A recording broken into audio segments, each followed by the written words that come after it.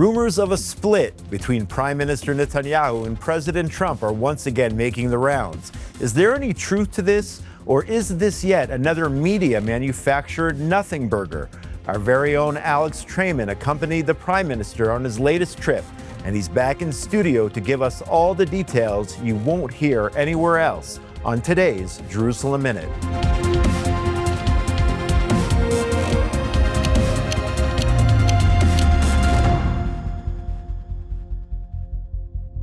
Welcome back to Jerusalem Minute here on JNS TV. My name is Josh Hasten, correspondent for JNS News. I am in studio here at the JNS Media Hub in Jerusalem with Alex Traiman, CEO of JNS. Alex just got back from traveling to Washington, D.C. on the plane with Prime Minister Netanyahu for his third visit with President Donald Trump. Great to have you back, Alex. Oh, it's good to be back here. It was good to be in Washington, but there's no place like home. Absolutely, no place like Jerusalem. Let's break down the trip. We discussed the first meeting between Netanyahu and Trump last week. Since then, there was another meeting, plus Prime Minister Netanyahu meeting with the Vice President of the United States, key members of Congress, the Jewish community, and the Christian supporters of Israel in the United States. Let's talk about overall the trip. Well, as you mentioned, there were actually two meetings with Donald Trump, which is really highly unusual for a state visit. Usually you get that one trip, you get an Oval Office meeting. Here there was no Oval Office meeting. There was like a dinner, a state dinner, just a working dinner really between the two top teams. And then they decided that there could be another follow-up meeting. And in fact, the next night there was a follow-up meeting, that second meeting not open to the press. That did take place in the Oval Office. There was a few pictures showing Trump and Netanyahu and then some others with J.D. Vance in the Oval Office. And they really are coordinating the next steps of this war. On the one hand, they finished that successful operation against the Iranian nuclear facilities, against the ballistic missile production, Operation Rising Lion from Israel, coupled with Operation Midnight Hammer from the United States. But the wider war is not finished. So the two leaders working on the various different phases of the war on the one hand, and then the second part of this, which is the ability to arrive at normalization agreements with Syria, with Lebanon, potentially with Saudi Arabia. And what you saw here, and I think that this was accomplished also with the Prime Minister's presentation of the letter, which he submitted for a Nobel Prize, a Nobel Peace Prize for Donald Trump, is that all of the war that's taking place in the Middle East is focused on the goal of peace. And the one thing that came out of these meetings, and I got to see up close, I spoke with the Prime Minister on more than one occasion during this trip, as well as with several of his closest advisors. I was in the Blair House on multiple days where the Prime Minister was staying, and we were actually in the White House during that second meeting with the Prime Minister and the President, not in the meeting, but in the White House during the meeting. And what you could see is, you could see the body language, the facial expressions. I've been on already 4 trips with Netanyahu to the White House. And you can see when there are looks, expressions, body language of concern, of consternation, of animosity, and when everybody's working together. So this was an interesting trip in the sense that you didn't have any bold announcements, that, okay, we're going into a ceasefire or we're signing a normalization agreement. But you could still see that the Prime Minister, that his aides were generally happy. The Prime Minister saying that he's not going to announce what came out of the meetings, but he did say over and over again that there's never been such close coordination. He said even as far as in the 77-year history of the State of Israel, there's never been as close cooperation between a president of the United States and an administration in Israel. And even went as far in a briefing to say that the collaboration now is better than the collaboration between Churchill and Roosevelt during World War II. And the reason why he said that was because he said that it took for Japan to strike to strike Pearl Harbor for the United States to get involved in World War II. And he actually explained that this was because there was this isolationist trend in the United States that didn't want to get involved until the Japanese pulled them in. So even though in the end of the day, Roosevelt and Churchill did work together to defeat the Nazis, Churchill couldn't do it by himself. He needed Roosevelt, but Roosevelt didn't come in until the Japanese attacked Pearl Harbor. He said that the coordination between Israel and the United States now is even stronger than that because President Trump understood that Iran didn't represent only a threat to Israel and to the Middle East, but rather that it represented a threat to the United States as well. What do you make of that strategy, not revealing their hands right now in terms of exactly what happened during those meetings, not coming out with any bold statements or major press conferences after? What do you think the goal is there of laying low? Well, the Prime Minister stated on more than one occasion during the trip, as well as during an interview that he did that aired Saturday with Mark Levin, he quotes Woodrow Wilson. And I think that there's not too many Americans that know much about Woodrow Wilson's presidency, when he was the president and what he did as the president. But here you have an Israeli prime minister quoting Woodrow Wilson and using the quote that he said that, he believes in open covenants arrived at openly. And the prime minister stating that he has a slight change to that, which is that he believes in open covenants arrived at secretly. And if you look at the major successes in the Middle East between Trump and Netanyahu during the first term, the 45th administration of President Trump, the Abraham Accords was the world's greatest secret. Even on the morning of the Abraham Accords, you, I, nor anybody else knew that later that day that the Abraham Accords were going to be announced. And it was announced very hastily and without anybody even understanding that this was being cooked up. And I think, too, here the Prime Minister doesn't really want the press to get too much information. And you've seen in the last weeks how information has been leaked to the press, over and over again. And maybe to a certain extent that served some kind of positive purpose, particularly when it came to Iran. I think the Iranians were very surprised because there was a lot of disinformation going out there. But the Prime Minister and the President, I think, for the first time really agreeing that maybe having too much press exposure, discussing a little bit too much about what's going to happen doesn't actually work to the benefit of any of the parties, because you're trying to get a lot of these Arab countries to do things that their streets don't necessarily want them to do. And if it gets talked about too much in public, then there's a feeling that they have to pull back away from those positions. So the Prime Minister really preferring to keep a lot of what's been discussed under taps, but you can know that they talked about a lot of different issues, including how to end that war in Gaza, about whether or not Iran was completely neutered from the nuclear and ballistic missile perspective and what to do about it, the situation with the Houthis, whether normalization could take place between Israel's immediate neighbors, including Syria and Lebanon, and whether the grand prize of the normalization could move forward with the Saudis. So these are all the pieces of the puzzle, and it's a very complicated puzzle that the Prime Minister, the President are working on simultaneously. And I think they just felt like, let's have a working meeting. Let's arrange the strategy of continuing this war face-to-face, and announcements will be made only when we have firm conclusions. Here's an example of that. Prime Minister Netanyahu saying what has been agreed upon between President Trump and me on issues pertaining to Gaza, the region, and even beyond the region will be discussed at a later time. Let's check out that video. מה שסוכם בין הנשיא טראמפ וביני לגבי נושאים שקשורים בעזה, באזור, ואפילו מעבר לאזור, עוד יסופר בזה. אנחנו נחושים להחזיר את כולם, אמרתי להם את זה. אמרתי להם שאנחנו מנסים כרגע להשיג שחרור של חצי מהחטופים החיים והחללים, תמורת הפסקת אש זמנית של 60 יום. בתחילת הפסקת האש הזאת ניכנס למשא ומתן על סיום המלחמה באופן קבוע. זאת אומרת, הפסקת אש קבועה.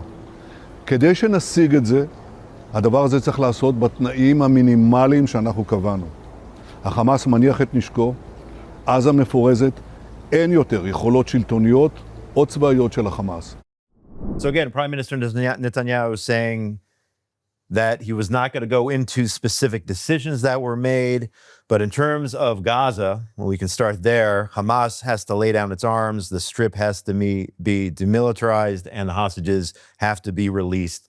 He's made that statement numerous times over the last almost 2 years now since the beginning of the war in terms of the goals, stating those are still the goals.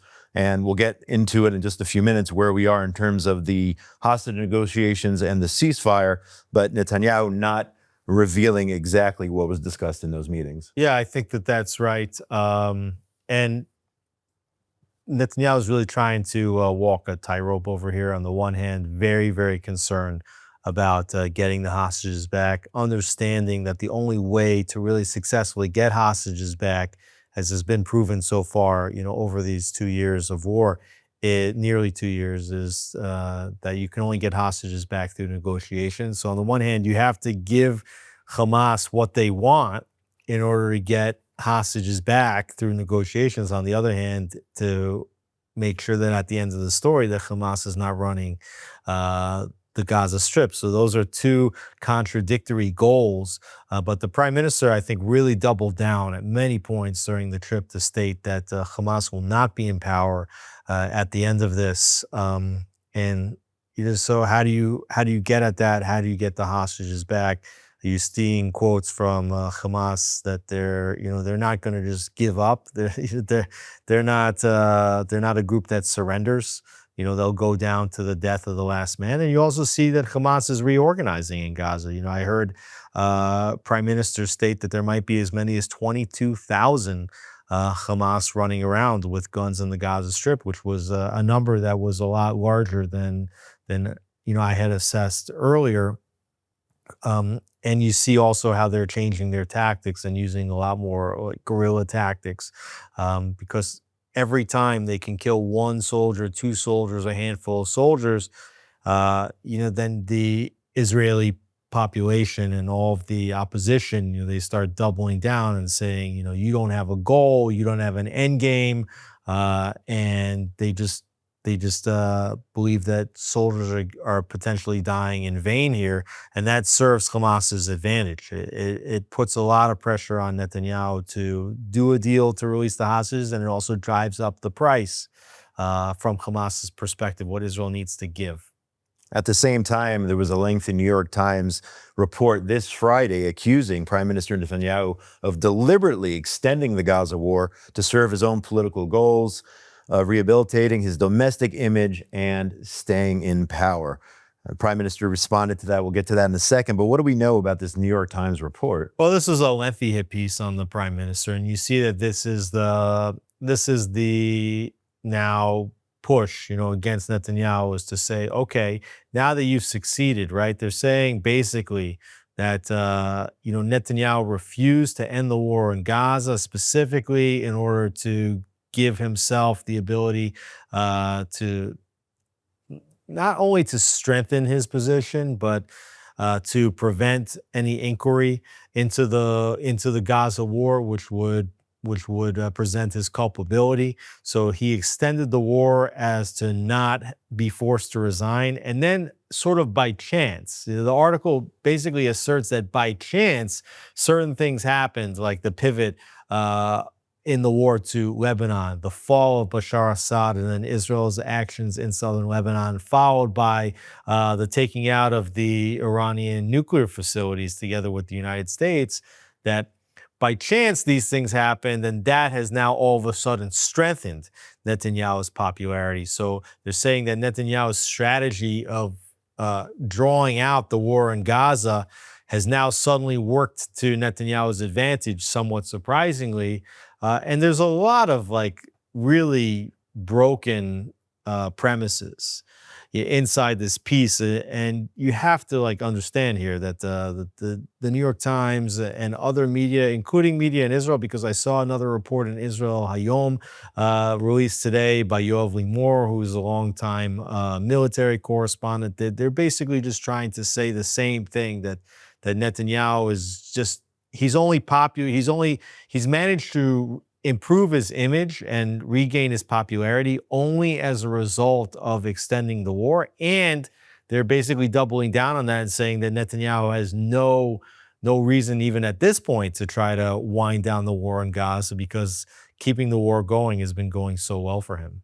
Yeah, the Prime Minister's office responding harshly to the New York Times report, saying it defames Israel, its brave people, and the Prime Minister, also saying the strategic decisions made by Prime Minister Netanyahu and his cabinet led Israel to one of the greatest military comebacks in history, referencing the entire Middle East and how everything has changed from Lebanon to Syria, and of course the attack on Iran.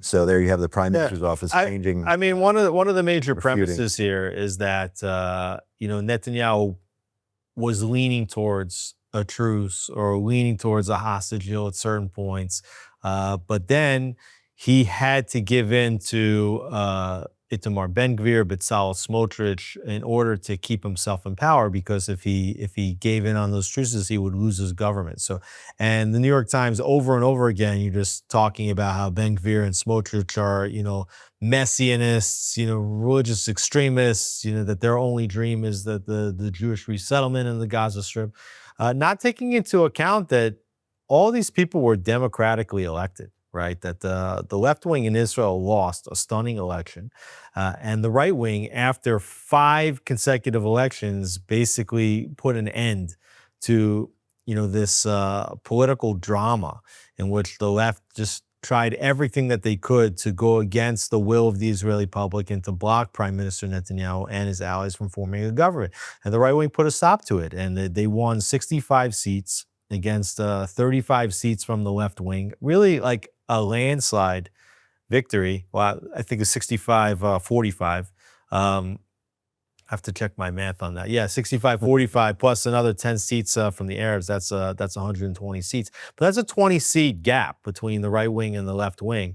And Smotrich's camp, Ben-Gvir's camp, that represents a significant component of the Israeli electorate, not to mention that I would suggest at least half of the members of the Likud seem to share the same views with regard to Hamas remaining in power, with regard to Hezbollah being an existential threat to Israel, with regards to Iran and its nuclear program being an existential threat to Israel, with regards to saying, no, we cannot just leave Hamas in power in order to get our hostages back. Why? Because if you do that, you're just incentivizing Hamas to take more hostages in the future to show that it works. So, to say that Netanyahu is just being held here, by 2 people, and that their messiness, and we don't even know how they got into the parliament to begin with, it's not a real reflection of what happened. But at the same time, people, they use the parliamentary system against Netanyahu when they want to, on both sides. So on the one hand, the way the system is set up is that the government in Israel can crash at any time. And the opposition wants this, and they try to use this. And Netanyahu has to spend much of his day trying to fight off constant attempts, both from his opposition as well as from his coalition, to crash the government. Okay, that is the nature of the parliamentary system, right? And the only reason that the prime minister has been in power for so long is because he's able to survive these consistent attempts to crash his government. We saw Naftali Bennett became the prime minister for a few minutes. He didn't have a mandate to be the prime minister. He had 5% of the electorate behind him and somehow became the prime minister, but he wasn't able to survive the attempts to crash his government. Netanyahu is good at that. Okay, so now they turn around and say, well, the only reason why Netanyahu is keeping the war going is to stay in power. They said it over and over and over again. And then Netanyahu fails to do the right thing over and over again, which is to end the war, to bring back the hostages, only because if he does it, that he knows that his government's going to crash. Now, the prime minister turned around and said that he's never operated, in order to try to extend his time in office. He's only thought about Gaza and the hostages. I would suggest that statement was going a little bit too far, because we see that even just as soon as the prime minister comes back, now he's dealing with all kind of coalition crises, including with the members of the Orthodox parties who are trying to avoid draft and army service for their constituents. There's constant threats to the government, and the fact that Netanyahu is able to, on the one hand, balance a war with the very complicated parliamentary system that makes it difficult for anybody to govern, with his own trial, on the other hand, I think it just shows in part the greatness of Netanyahu, the ability to function and balance so many different functions of being the prime minister of the state of Israel at the same time. I want to turn now to the Houthis. You said there was other information revealed on your trip to Washington. And this week, again, the Houthis firing several ballistic missiles at the state of Israel. I remember Thursday morning having to get up at 5 o'clock and run to the shelters in Gush Etzion and in other places throughout the country. At the same time, the Houthis attacking and sinking this Eternity Sea commercial bulk carrier and apparently kidnapping some of those who were on that ship. So you have the Houthis still disturbing international I think they attacked traffic. Two ships. Two ships. Yeah. So 2 ships and the ballistic missiles. What was discussed over there in Washington in terms of the Houthis and the threat? Another Iranian proxy, which is still acting out against Israel and the Western world. Well, you saw that the finance minister, Bezalel Smotrich, said just before the trip or even early in the trip, separate from the prime minister's mission to Washington, that they had underestimated the Houthis, that they thought that the Houthis were a forward-facing front of Iran against Saudi Arabia. Right. They never thought that the Houthis could attack Israel directly. They never knew that the Houthis' ballistic missiles could reach as far as Israel would ever be fired at Israel. So, that was a real mistake in terms of intelligence assessment. And for that reason also, the Mossad and the IDF, they don't have that much intelligence about how the Houthi operation runs. Okay, they don't know where everything is held because they never invested the time into having, on the one hand, surveillance, and on the other hand, assets on the ground inside Yemen to understand exactly where the Houthis were operating. That's a big difference compared to what we saw in Lebanon, where the second Israel extended the war against the Hezbollah, that they knew exactly what to hit. And the same thing in Iran. Over 12 days, Israel knew exactly where to hit. That it was clear that there were people on the ground that were dismantling air defense systems. That it was found at one point that Israel was manufacturing drones inside Iran. That Israel had previously taken that nuclear archives. They knew where everything that they needed to know was, and here in Yemen, they don't really know. And I had spoken to a senior Israeli official at one point several weeks back, and his assessment was that if a ceasefire deal was reached in Gaza, that the Houthis would stop firing. But you cannot just wish the Houthis away. And you see that the Israeli military doctrine has changed as the war has progressed, whereby Israel succeeded to file down Hamas and continues to file them down to zero. Israel filed down Hezbollah about 80%, to the extent that they didn't even fire one missile at Israel during the Operation Rising Lion against Iran. And they went to the head of the terror octopus to significantly weaken and defang the Iranian Islamic Republic and their ability to attack Israel, both with ballistic missiles and also develop nuclear weapons. And yet here they've kind of left the Houthis intact. Now, there have been some strikes by Israel. Israel's hit the airport in Sana'a. They hit the port of Hodeida. They hit some kind of cement manufacturing facility at some point not far from the port. They've hit a few ports. They've hit some oil facilities. That was like a symbolic strike, which created a gigantic fire that was going for a week, but it didn't take out all of the Yemen's ability to produce and export oil. And you're starting to get the sense that, and by the way, and then the United States attacked. They had hit over a period of 2 months. They hit over 1,100 strategic targets inside Yemen, to the point where the Houthis essentially waved the white flag and said, okay, we'll stop attacking commercial ships, will stop attacking U.S. naval vessels in the area. That didn't stop them from firing for one moment ballistic missiles at Israel. But now it's been a couple months, and we see that the Houthis are back to it again. They're attacking, again, commercial vessels. They sunk a ship near the Bab el-Mandeb Strait. Still, you have reduced traffic through the Suez Canal, which was one of the world's busiest waterways, commercial waterways. And so the prime minister, what he said at one point during this trip is that with regards to Iran, Israel started the job, the United States finished the job with the Operation Midnight Hammer. He says now with the Houthis, the United States started the job, and Israel's going to need to finish the job.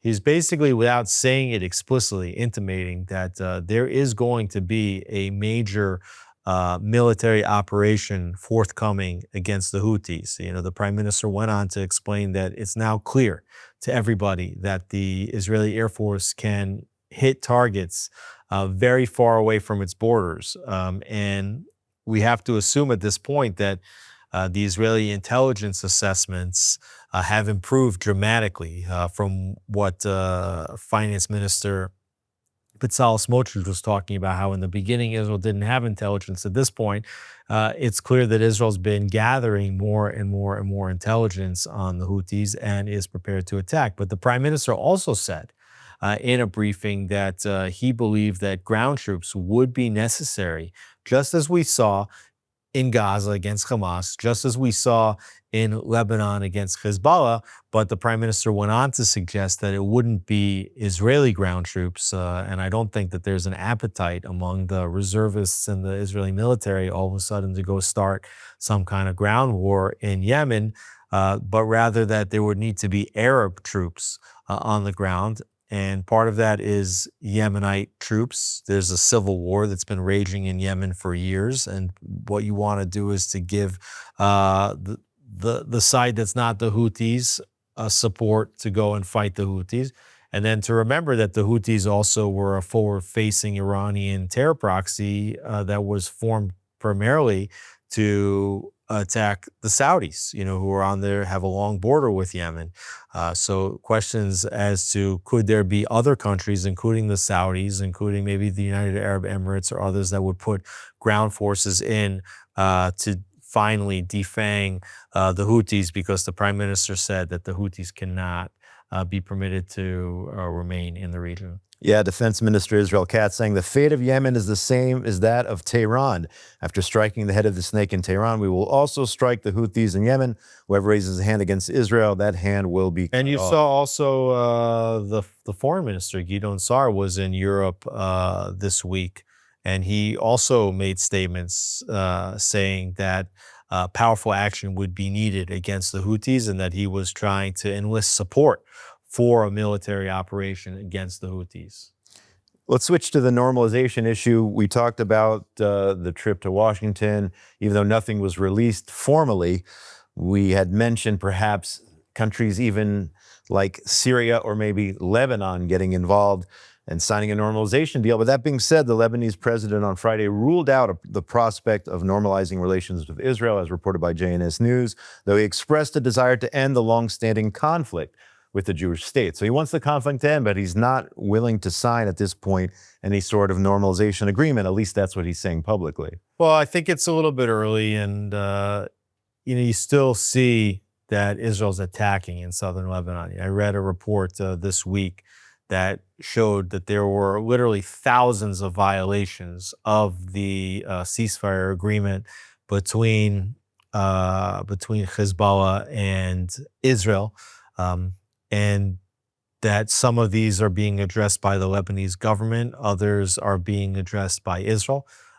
It's clear that both the Lebanese government and Israel are working together in order to further file down Hezbollah. While Hezbollah is trying to move and reposition and prepare for a process of rebuilding, they did stay out of the war between Israel and Iran. And remember that Hezbollah was always considered the #1 deterrent that Iran had against the Israeli strike on the nuclear facilities. So, it could just be that it's too early for a normalization agreement, and that Lebanon doesn't need to be first, and that also a normalization agreement doesn't happen before a permanent state of quiet has been reached. We never even thought that there could be the possibility for normalization between Israel and Lebanon until this war, and the same thing with Syria.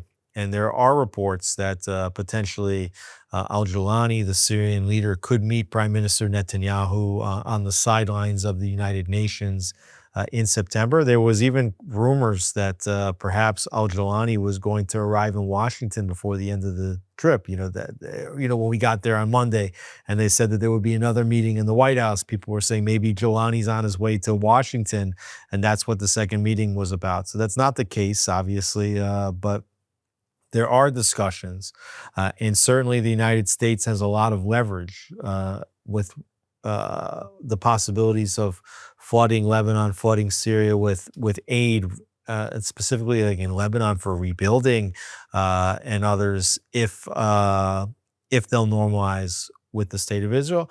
But it looks like neither Lebanon nor Syria want to be the first ones. So maybe if something happens with Saudi Arabia later, that could potentially be something that gets followed up by some kind of Lebanese or Syrian announcements. And I spoke to a number of different experts in Washington about Saudi Arabia. One of the people that I spoke to, Michael Duran at Hudson Institute, he expressed to me that he thought that the Saudis were actually the problem here, that they were pushing away from normalization and that they were preventing Lebanon and Syria from doing that. But the prime minister, he seemed more bullish on the possibilities of normalization between Israel and Saudi Arabia, essentially stating that he believes it's going to happen soon. Let's turn back to Iran for a minute here. There was a report this week indicating that Israel believes Iran could potentially retrieve enriched uranium buried beneath one of the 3 facilities which was struck by the U.S. last month. So we have all, from what we know, the U.S. strikes and the Israeli strikes decimated Iran's nuclear program. But here you have an unnamed, at this point, senior official saying that perhaps they can't actually recover some of that enriched uranium. Well, I think we got to be really, really careful, as we've said over the last several weeks. Every time you see a report with an anonymous senior official, either an American official, either an Israeli official, there's definitely an agenda here to demonstrate that Israel did not, and the United States did not completely remove the Iranian nuclear threat. I believe that at the top levels of government, both in Israel and the United States, the assessment is that they did remove the nuclear threat in full. And Netanyahu talked about 2 cancers, removing them.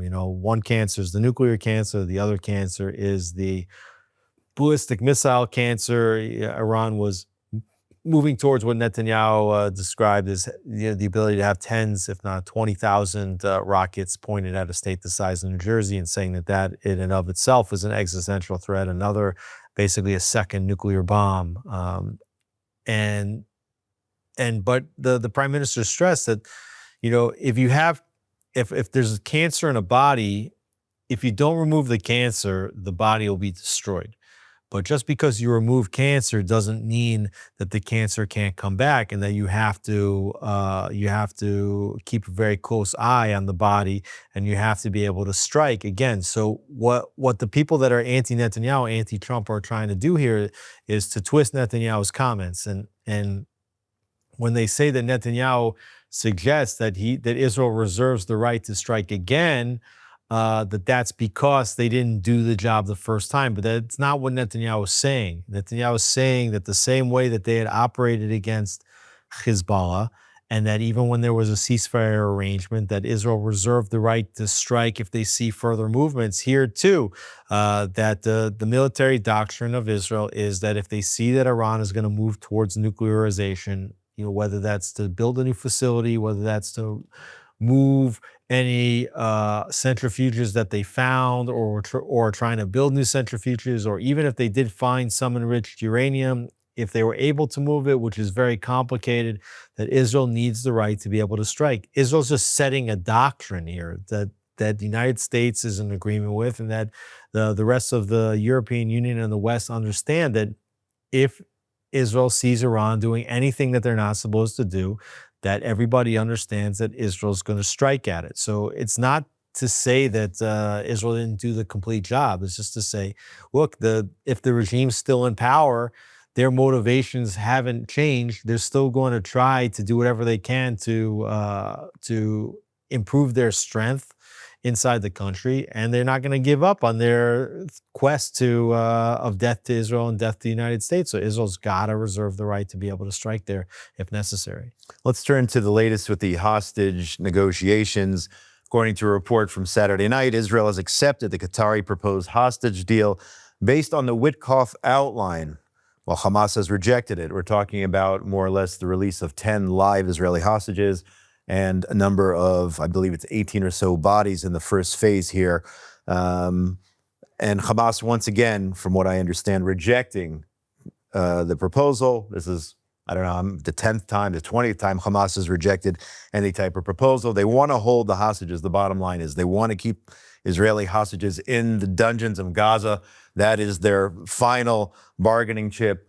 And at this point, it looks like, even though we saw some progress, I guess, in Washington, alluding to the fact that it was going to happen, a deal, it doesn't look like at this point a deal is coming from what we understand. Well, the Hamas is looking for guarantees from the President of the United States that if they reach a ceasefire, that Israel won't be able to restart hostilities against Hamas in Gaza at the end of the 60-day period. And, you had Times of Israel and others reporting that, from anonymous sources, that the president and the U.S. were basically willing to provide that guarantee and were forcing Israel to, reach a permanent ceasefire at the end of the 60-day agreement. But the prime minister really doubling down on the idea that there's no guarantee that at the end of the 60 days that Israel will not resume fighting. And you saw both the president's team and the Israeli team stating that at the end of this war, Hamas is not going to be in power in Gaza. So if Hamas feels like it doesn't have a lifeline, it's not going to give back its bargaining chips, for a 60-day period of calm, if at the end of that 60-day period of calm, Israel's just going to resume fighting. Now, there's also been some negotiations over the locations that Israel will maintain inside Gaza during the 60-day period. Obviously Hamas wants Israel to get out of the Philadelphia corridor. They want them to get out of some of the other corridors. They don't want the Gazans basically concentrated into the south of the Strip, because the more space that the Gazans have to roam within Gaza, the easier it is for Hamas to hide among the civilians and to go back and to reacquire maybe some of the weapons that they know still might exist in certain tunnel openings or in certain buildings that haven't been destroyed. So they want to be able to roam through Gaza as much as they can and then force Israel to go back and have to retake over territory. And I think that this has been one of the most complicated situations for Israel is, they take over a place and then, they're letting go of that place and Hamas is just taking it again. And we're seeing soldiers die. And you will see in the last couple of weeks how Hamas is, resorting to more guerrilla tactics to sort of like cause accidents on tanks with improvised explosive devices, to open fire from booby-trapped positions, sniper positions at Israeli soldiers. So we saw one where, they opened fire and then injured somebody, and then they waited until rescue troops would come in to try to extract the injured, and then they fired on them too. And at this point, they just are looking to, even if they can kill one soldier, two soldiers, a handful of soldiers in any given time, that's what they want to do, because they see that it puts more and more pressure domestically in Israel on Netanyahu to stop the fighting. And this is part of what the prime minister has to balance. You see reports that Israel's taken control of anywhere from 65 to 80% of the Gaza Strip. The prime minister said in a briefing that at the end of this, that Israel's going to control the entirety of Gaza. A senior official, basically said at one point that the IDF's going to control every inch of the Gaza Strip.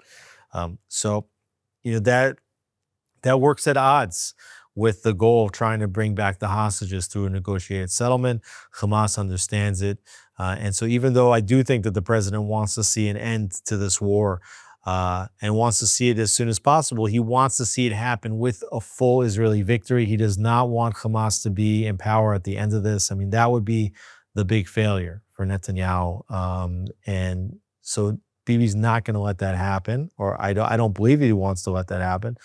He wants to make sure that Hamas is out so that at the end of this, nobody can turn around and say, hey, you dragged our troops into a war for 600 plus days, and yet at the end of this, Hamas is still in power. I don't know if you heard the booms over Shabbat, but it was all day long where I was in Gush Etzion. The war in Gaza, you can actually hear it, especially when the IDF attacks in northern Gaza. Just to give you an update, 250 terrorist targets across Gaza attacked over the last 48 hours, including weapons storage facilities, anti-tank missile launchers, terrorist cells, sniper posts, booby trap structures, and tunnel networks, according to the military on Saturday night. So I could hear the fighting about 50 kilometers away where I am. So the IDF certainly making headway there, attacking in northern Gaza. And the big difference between what's happening now versus what happened at the other phases of the war is that Israel's back to using air power to strike these facilities, these installations. You know, the Biden administration really was trying to push Israel to reduce the use of air power, and Israel also had to husband the weapons that they had, you know, to save them for Hezbollah, and then, you know, to save them for Iran. When President Trump came into office, he has been allowing the flow of weapons continuously to Israel, and Israel now has what it needs to, and not only have the weapons, but they have the green light to be striking from the air.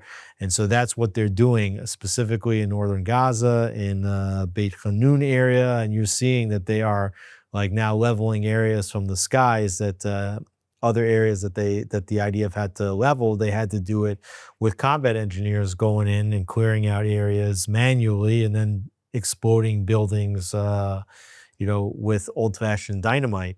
And Israel lost a lot of soldiers like that. So when you can strike from the air, it does prevent the loss of Israeli soldiers, and they're able to do that in the north where there's less civilians because they moved most of the civilians to the south. Turning to Judea and Samaria, another front in this war. Unfortunately, on Thursday, a 22-year-old Israeli, Shalev Zvuluni, a resident of Kiryat Arba, was murdered in a terrorist attack at the Gush Etzion Junction. The Gush Etzion Junction, unfortunately, we've seen many attacks over the years. Like the Ari Fold attack. The Ari Fold, almost in the exact same spot that Ari Fold was murdered there outside of the Rami Levy supermarket. You had two terrorists arrive in a stolen car. They were able to make their way into the supermarket compound, and they saw this 22-year-old going back to his car with groceries. They proceeded to stab him. They stole his weapon, shot him, and then started to shoot at people who were shopping on a very, very busy Thursday afternoon. You know, living in Gush Etzion, you know, I was basically down the road from where this took place. It's just a horrible scene there. It could have been much, much, much worse if alert people, civilians who were armed, and there was one of the security chiefs from the area who was also there shooting and taking down these two terrorists. But, you know, hopefully this is not the beginning of a trend. Hopefully we're not going to see more and more of this. Of course, Hamas wants this. Just to show you exactly who they are, if anybody had any doubt, this is not just about Gaza. Hamas is very much alive and well in Judea and Samaria. And actually, those who carried out this specific attack were members of the Palestinian Authority police force. Apparently, they just come back actually from Qatar, where they received additional arms training, and then they used this training to carry out this murder on this 22-year-old Israeli. May God avenge his blood. Yeah, I think that that's one of the most important facets here is that these were Palestinian Authority police. Okay, yeah. These are the ones that are supposed to keep the peace. These are the ones that are supposed to attack Hamas and other terrorist organizations on behalf of the Palestinian Authority so that Israel doesn't have to do it. But you see what happens when you arm Palestinians.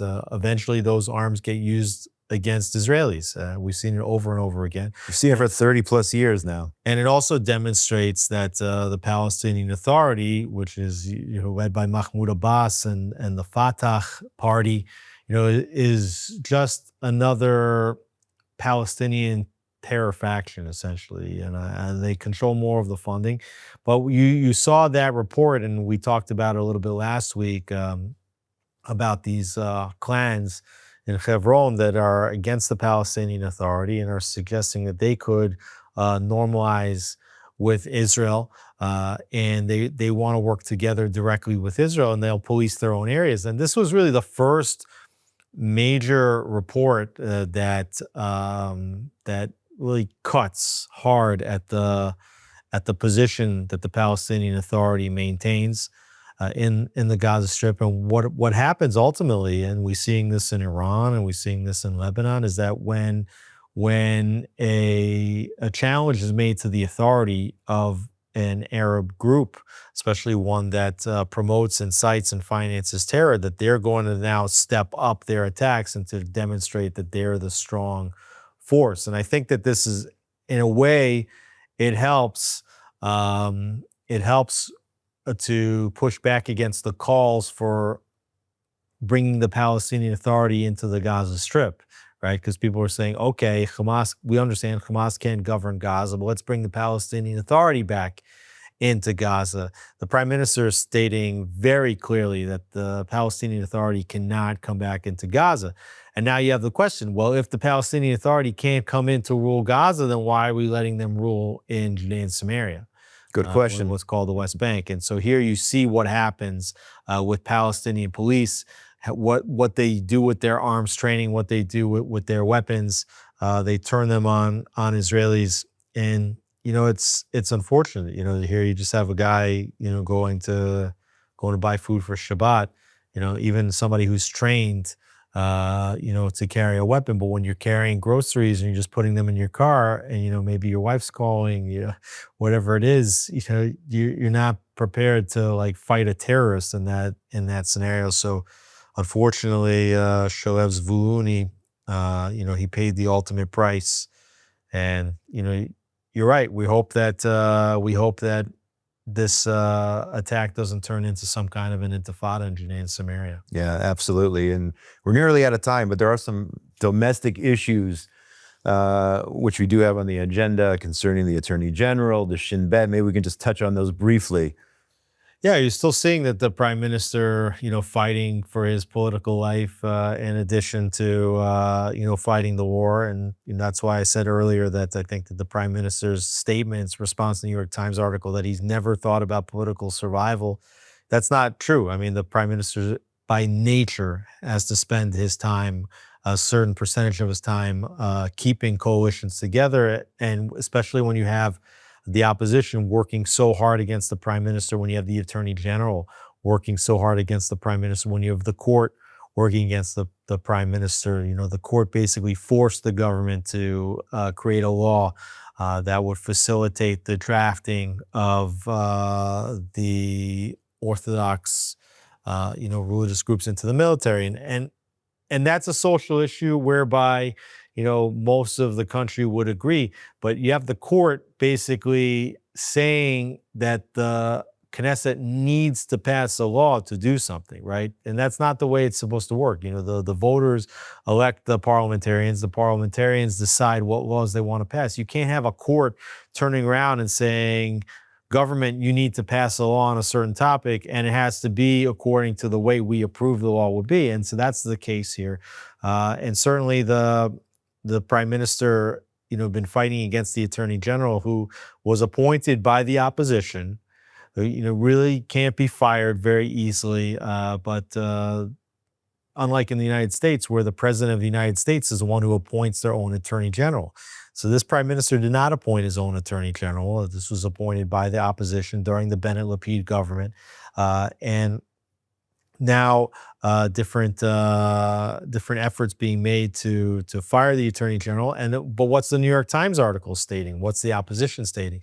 They're saying that the Prime Minister wants to fire the Attorney General because ultimately the Attorney General sits on top of the prosecution, And if there's a new attorney general, then you might see the prime minister able to reach a plea bargain in his own political cases. So what the government is charging, what the prime minister is charging, and the government's charging is that the attorney general has been announcing investigations everywhere in all parts of the government, in the communications and security, with this Qatar gate, and stating that, for example, that the head of the Shin Bet, the head of the Internal Security Service, is running an investigation to create these conflict of interest whereby the prime minister can't fire the people that are working against his interests in terms of fighting the war. So it's a twisted situation over here, and you see what the prime minister has to go through. But moves being made to replace Ronen Bar, who stepped down. The prime minister is not even being necessarily allowed to appoint David Zinni as the new head of the Internal Security Service. This is the Shabak, even though the law states explicitly that that the prime minister appoints the head of the Shabak and has the right to fire the head of the Shabak. But the attorney general, what she does is creates these situations where there is this conflict of interest, so that she asserts that she's able to block the appointment or block the firing, and the court obviously working with the attorney general. So very, very complicated situations here between the prime minister, between the court, between the attorney general, between the heads of the security services, and in many ways, it's miraculous that the government is able to function without very clear balance of powers between the executive, the parliamentary, and the judiciary. To be continued. This is on the news every single night if you watch local news here in Israel. So we'll see how it plays out. Alex Traiman, CEO of JNS, great to have you back in studio after your trip to Washington, D.C. Thanks so much, Josh. Good to be here. And want to give a shout out to our production team behind the scenes, Zach Sickerman, Yuri Svritsky, Ryan Lifshitz, Esther Eden, and everyone else here at JNS TV. Make sure you go to jns.org for all the latest breaking news from Israel, the Middle East, and the entire Jewish world. My name is Josh Hasten. Have a great week, everybody. We'll see you next week on Jerusalem Minute.